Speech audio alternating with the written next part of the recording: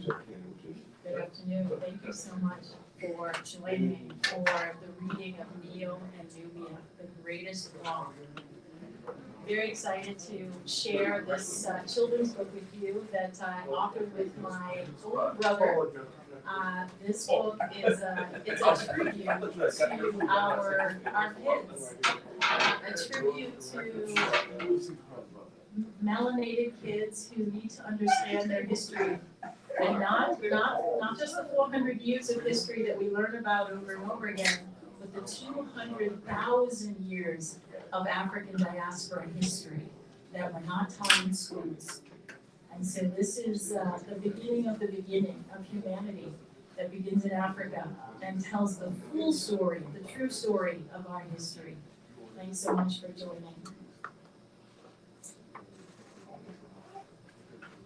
So as a dedication, this book is dedicated to our 6 kids, Ariella, Isabella, Obinoa, Uma, Yang, and Zoe May, and 24 nieces and nephews and kids across the global village. May the adventures of Neo and Nubia delight and inspire you to share your story and gifts with the world. And to our life partners, Yang and Linda, thank you for changing our story forever.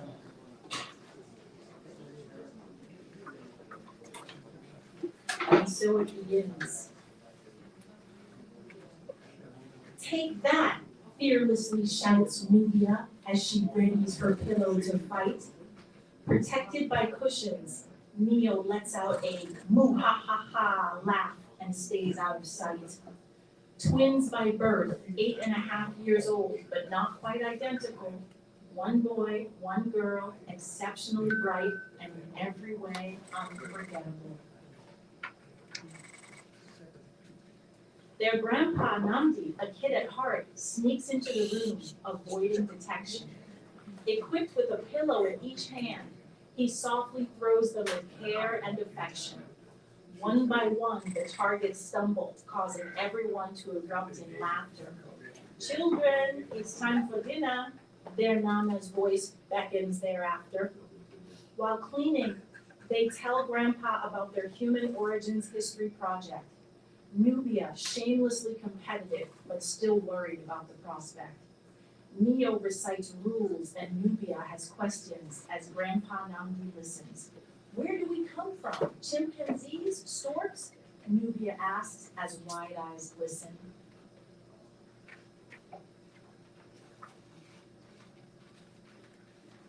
Neo echoes Nubia's concerns about their project partner and delivers a plea. I can't work with Emeka. He's so different, not like us 3. He's Nigerian from head to toe, even in the way he speaks. He eats fufu, egusi soup, jollof rice, and he's far from me. Grandpa chuckles. Neo, those are just his preferences, but in time, you may learn to see him for his excellence. On the topic, Grandpa's ears perk up with a knowing smile. The time has come. It must be done. He's been waiting for a while. He has faithfully kept watch since mankind's humble beginnings and has the full story of our past and the land of the living. From the first woman, king, merchant, and city, his all-knowing eyes best the who's and what's in books by sharing history's hows and whys. His head and heart are full, but his health is waning.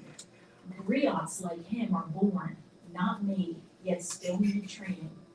There are 6 left. When they go, there will be a cost. The truth behind our greatest discoveries may all be lost. There is no question. His replacements must be the best. His grandkids and Emeka could be next, but can they pass the test?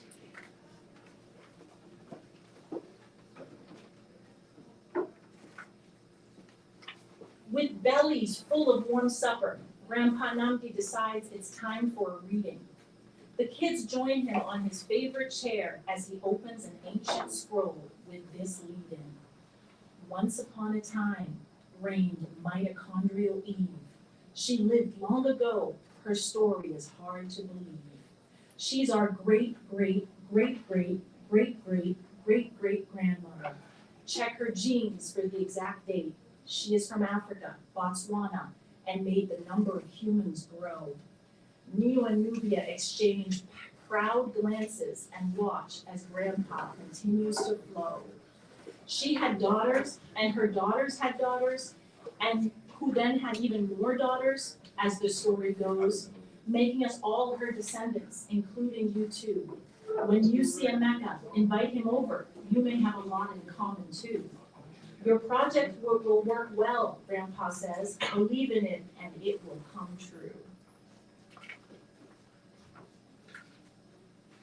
Next day, same bedroom, Neo, Nubia, and Emeka stand silent and alone. Awkward it is, there is no laughter, no joy, and not a single pillow is thrown. Grandpa sees the kids sulking and decides to lay out their first test. He invites them over, opens a sealed scroll that will send them on a quest. Oh no, Grandpa, maybe later, Neo protests. Worried, Emeka may not like history. With a hearty laugh, Grandpa sits on his chair, eager to reveal an age-old mystery. Only this time there is a twist.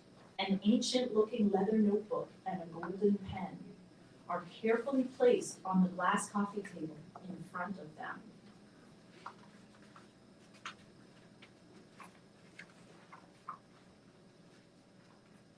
Surprised and puzzled, the kids pick up the items and ask all at once, what are we to do with these? Use them to imagine the story, Grandfather responds.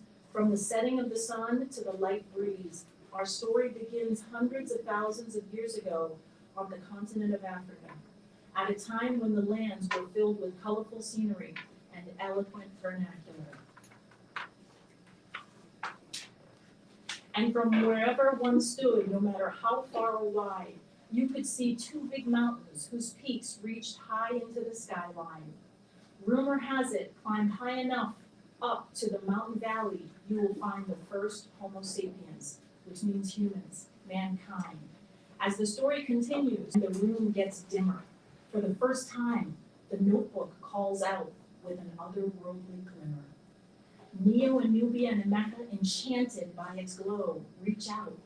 In no time at all, they are flying high, and Nubia lets out a shout. Suddenly, they become weightless, sinking into the hallowed ground, descending through the golden symbols of a wealth of knowledge unbound.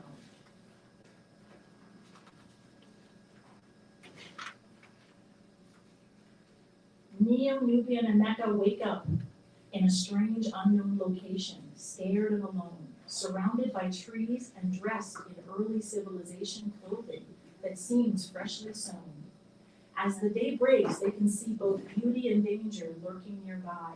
On their own, no sign of another, no family, friend, or random guide. Thump, thump, thump. Neo can feel his heart scream as wild dogs approach him. Please, I beg, let this be a dream, Neo calls out as he pinches his right limb. To his relief, his sister and Emeka come running in, and despite the fear in their eyes, they bravely protect the twin. As they shout, throw, rattle, and bang, together their sticks and stones, the wild dogs scurry away, and all you can hear are their whimpers and groans.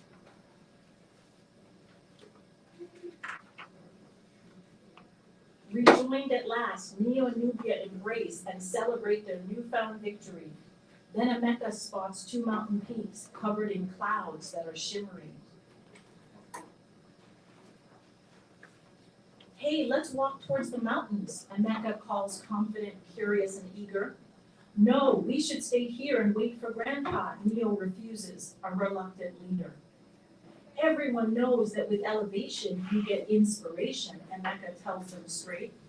Neo is unconvinced. Staying right here is the safer bet, so there is no debate. With good intentions and strong views, neither will concede. They don't know where they are, why, or how to proceed. Wanting to keep going, Nubia implores, come on, Neo, let's go and explore.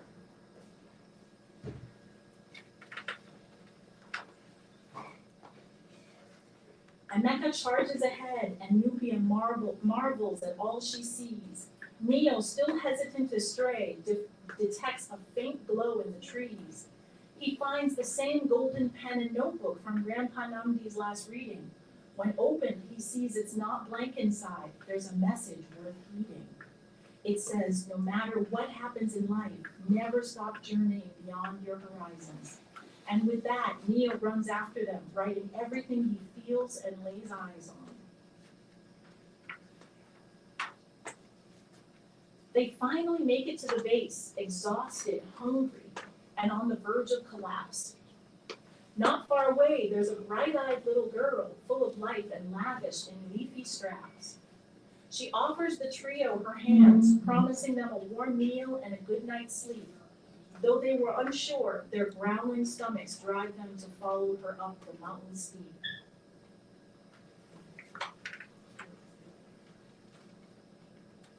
They climb and climb and climb and climb and climb some more until they get to the valley top. In disbelief, they see a view that is grander and more delightful than their favorite candy shop. Their young guide points out, once upon a time, it was just a tiny patch of grass, surrounded by dry basins, no water for libations. But look at it now, all green as far as the eye can see, and tomorrow, we set off following the animal migrations.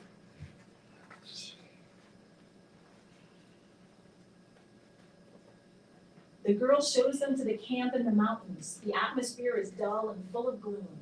The village is still, sitting together outside and feeling chilly under the moon.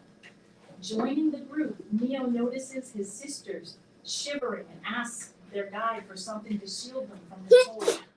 She reveals that a trusted elder is coming to perform magic so great that it will increase their heat tenfold. Finally, the wise one emerges carrying dry leaves, sticks, and an oblong-shaped tree bark. He placed the leaves in the center and rubs the sticks together, igniting a tiny spark.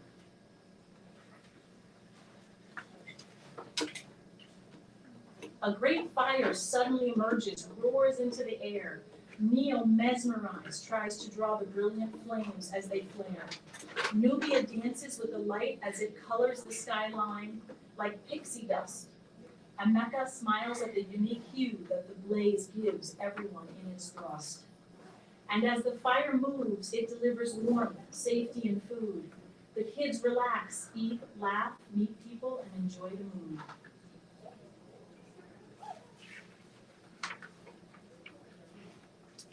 The next day, bright and early, the Homo sapiens embark on their journey down the mountain face.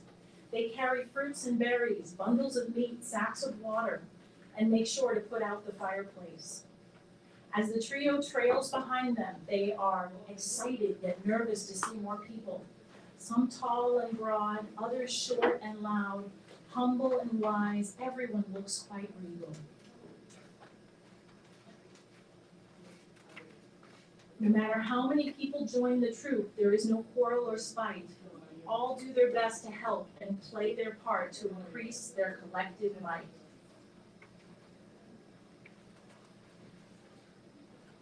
By duskfall, the trio cannot keep pace with the least fit of the bunch. Once more, they find themselves all alone with no clues, not one single hunch. Frightful of dogs and other night prowlers, they resolve to get back into the loop. They bounce back super fast and come up with a plan to reunite with the group. This time is different. They work together, following the steps Neo wrote down. They carefully collect coarse stones, dry leaves, and brittle twigs they find laying around. With a few swipes of one rock, the items stacked in a pile give off a small flicker. They did it! In no time at all, they light up their small camp like a match to wicker.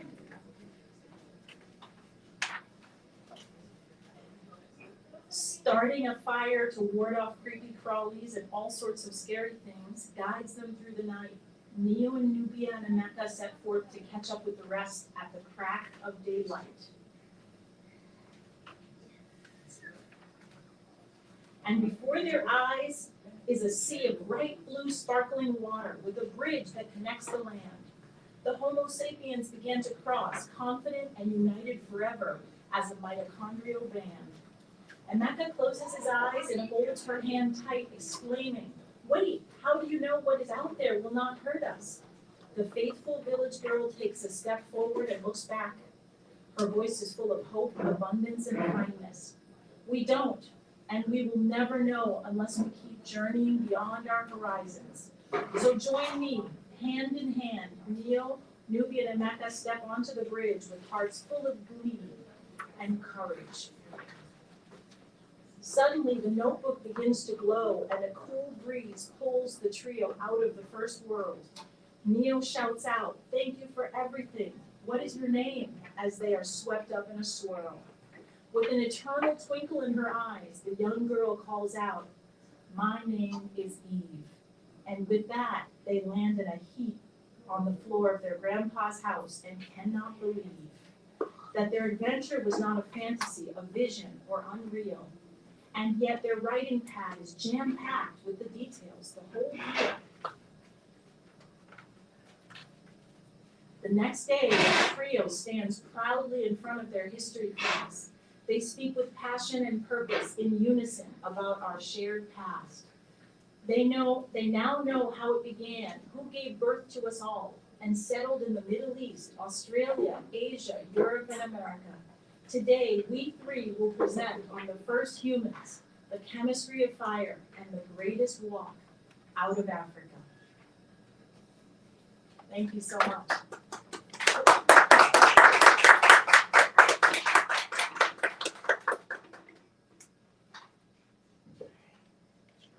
Questions? Sure, any questions? Happy to take any questions. Yes? What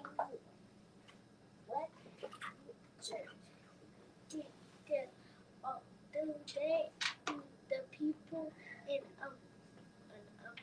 Nubia exist now?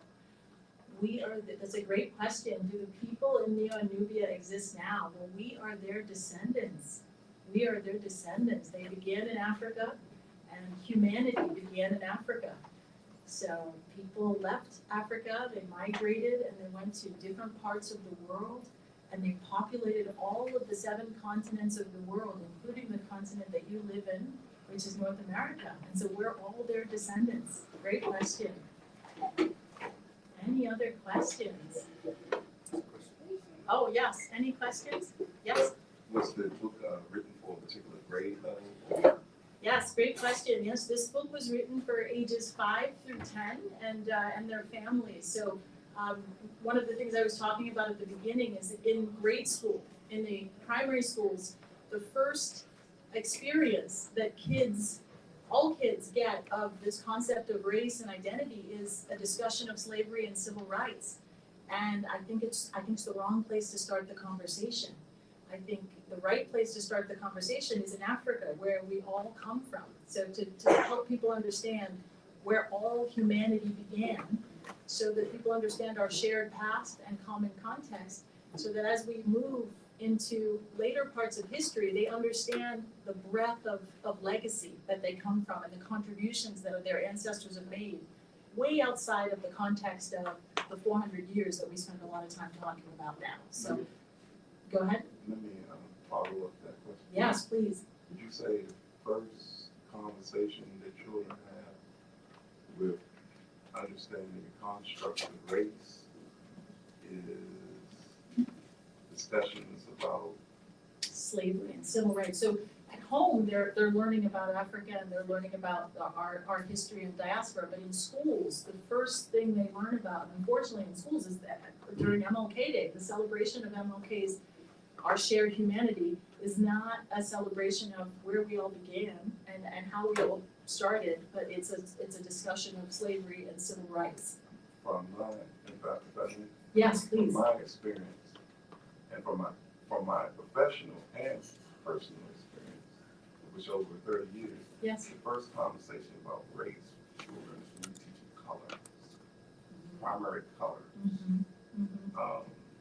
That's what my experience has been. That's what my personal experience was. And of my 30 years of teaching early child education, it was for 3 and 4 year olds when you're teaching That's interesting. colors. That's interesting. It would be, that would be an interesting place to start, because we talk about primary colors, but one of the discussions that we've had with our kids is actually the sum of all colors is actually black, right? The sum of all colors is black, so you get every other color from the color black, and black and brown. So which is again another powerful reflection of the contribution that we make to the human race. Thank you for that. Any other questions?